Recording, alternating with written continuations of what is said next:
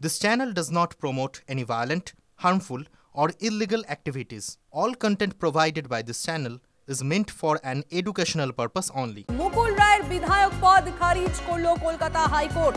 দলত্যাগ বিরোধী আইনে মুকুল রায়ের বিধায়ক পদ খারিজ। আজকে আদালতের ঠিক কি পর্যবেক্ষণ ছিল আমরা জানবো শ্রাবন্তী সাহার কাছ থেকে। শ্রাবন্তী, দেখো 1985 সালে যখন এই দলত্যাগ বিরোধী আইন হয় তারপর থেকে বারবার এই প্রশ্ন তোলা হয়েছিল। আইন তো রয়েছে, যদিও তার প্রয়োগ কোথায় রয়েছে, তার কারণ এর মধ্যে ভারতবর্ষের ইতিহাসে একাধিকবার রাজনৈতিক ব্যক্তিত্ব এক দল ছেড়ে অন্য দলে চলে গেছেন, কিন্তু সেই অর্থে আদালতে গিয়েও কোনো লাভ হয়নি। মুকুল রায়ের সময় 2021 থেকে এই মামলা চলছিল, যে সময় মুকুল রায় বিজেপিতেই আছেন এমনটা দাবি করেন স্পিকার, এবং তার বিধায়ক পদ তাই রাখা হচ্ছে এমনটা জানিয়ে দেন স্পিকার বিমান বন্দ্যোপাধ্যায়। তার এই সিদ্ধান্তকে বিরোধিতা করে বিরোধী দলনেতা শুভেন্দু অধিকারী তিনি কলকাতা হাইকোর্টে মামলা করেন। অন্যদিকে প্যাকেজ চেয়ারম্যান পিএসসি চেয়ারম্যান করে দেওয়া হয় মুকুল রায়কে। এর বিরোধিতা করে অম্বিকা রায় তিনিও একটি মামলা করেন। এই দুটি মামলারই গ্রহণযোগ্যতা আজকে স্বীকার করেছে কলকাতা হাইকোর্ট। একই সঙ্গে মুকুল রায়ের এই যে দলত্যাগ বিরোধী আইনের উপর নির্ভর করে মুকুল রায়ের বিধায়ক পদ আর থাকছে না এমনটাও জানিয়ে দিয়েছে কলকাতা হাইকোর্টের ডিভিশন বেঞ্চ। ধন্যবাদ।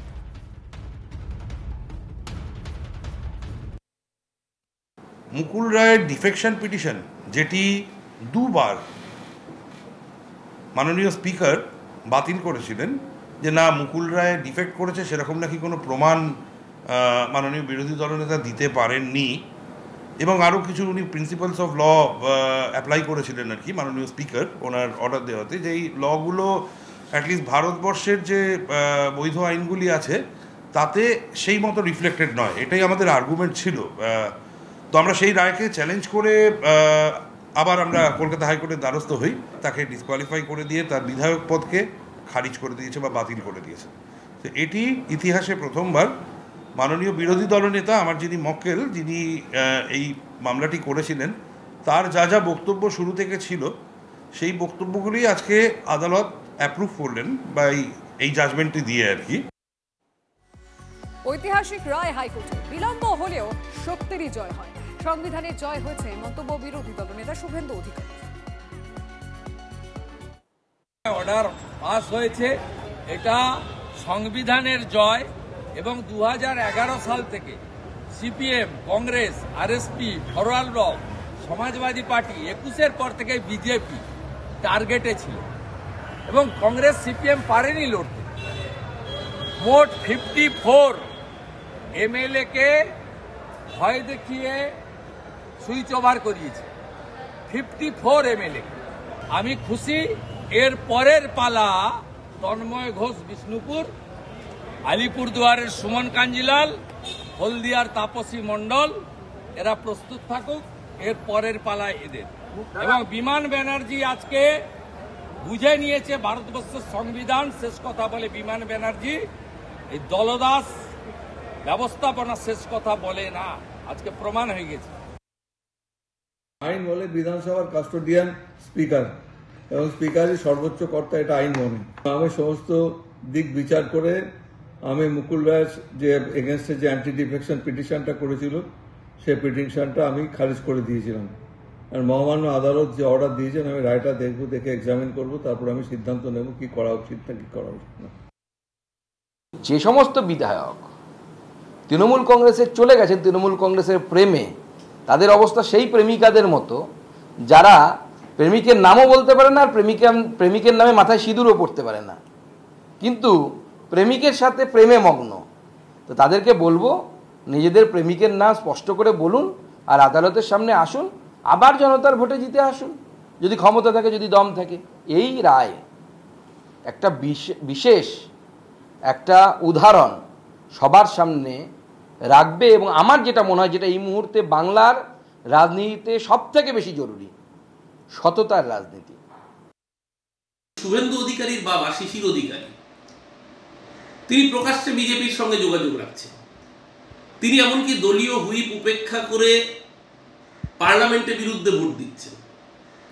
শুভেন্দু অধিকারীর ভাই দিব্যেন্দু অধিকারী একই কাজ করছেন, প্রকাশ্যে বিজেপির মঞ্চে যাচ্ছেন, তাদের সাংসদ পদ খারিজ হয় না। তখন সেই সব জায়গায় হাইকোর্টের রায়টা এলে তাহলে বোধহয় কোথাও বুঝতে সুবিধা হতো যে না, আইন সকলের জন্যই সমান। এক্ষেত্রে যেটা হচ্ছে, নিশ্চয়ই যদি দলত্যাগ বিরোধী আইনে পড়ে থাকেন, কোর্ট রায় দেবে, সেটা নিয়ে বলার কিছু নেই। কিন্তু বিজেপির বেলা রায়গুলো বড্ড দেরিতে আসে বা আসেই না। 25 বার আমি বলেছিলাম জাস্টিস ডিলেড ইজ জাস্টিস ডেনাইড, সেটাকে পর্যন্ত উনি উড়িয়ে দিলেন এবং কার্যত আমার বুঝতে কোনো অসুবিধা হয়নি। এখন বলতে আমি তখনও বলেছিলাম যে কার্যত দল ত্যাগ করার পর যখন ব্যবস্থা নেবার কথা স্পিকারের, তখন স্পিকারের অফিস কি দলত্যাগীকে উল্টে সাহায্য করছে? এটা বুঝিয়ে দিল যে কাজটা স্পিকারের সেটা উনি করতে পারেননি বলে কোর্টকে আজকে এই রায় দিতে হলো। আমি এই রায়কে স্বাগত জানাচ্ছি এবং স্পিকারের অফিস যেন বোঝে যে খুশি মতন চলা অ্যালাউড হবে না। বলবো এটি ঐতিহাসিক রায়, বলবো কেন, বলবো এটি খুব স্বাভাবিক একটি রায়। সহজভাবে রাজনীতিকে বুঝতে গেলে, সংসদীয় গণতন্ত্রকে বুঝতে গেলে, একজন মানুষ একটি দলের হয়ে ভোটে দাঁড়িয়েছেন যখন, তখন মানুষটিকে যতটা না ভোট দেওয়া হয়েছে, আমাদের সংসদীয় ব্যবস্থায় দলটিকে ভোট দেওয়া হয়েছে বেশি, কারণ তিনি প্রতীকে লড়াই করেছেন। এসআইআর আবহে নিঃশর্ত নাগরিকত্বের দাবিতে 9 দিন ধরে চলছে মতুয়াদের অনশন। 9ম দিনে অনশন মঞ্চে গিয়ে মতুয়াদের পাশে থাকার বার্তা অধীর চৌধুরী। সিপিএম ও কংগ্রেস দফায় দফায় মঞ্চের পাশে এসে দাঁড়ালেও এখনো পর্যন্ত তৃণমূল কংগ্রেসের কাউকে দেখা যায়নি। সে প্রসঙ্গে মমতা বালা ঠাকুর বলেন, তাঁরাও খোঁজ খবর নিচ্ছেন, তারাও আসবেন। তা তো গরিব মানুষ এতদিন ধরে অনশন করছে, একবার বাংলার মুখ্যমন্ত্রীকে আসতে দেখেছেন তাদের যে পাশে সমবেদনা জানাতে? কি বাংলার বিজেপি নেতাকে দেখেছেন তাদের পাশে সমবেদনা জানাতে? কেউ আসছেন না। আপনাদের অনশন কাকে লক্ষ্য করে করছে সেটা ভাবুন আপনারা। বরং যদি করতেই হয় তাদেরকে বলেছি এখানে না করে চলুন দিল্লিতে।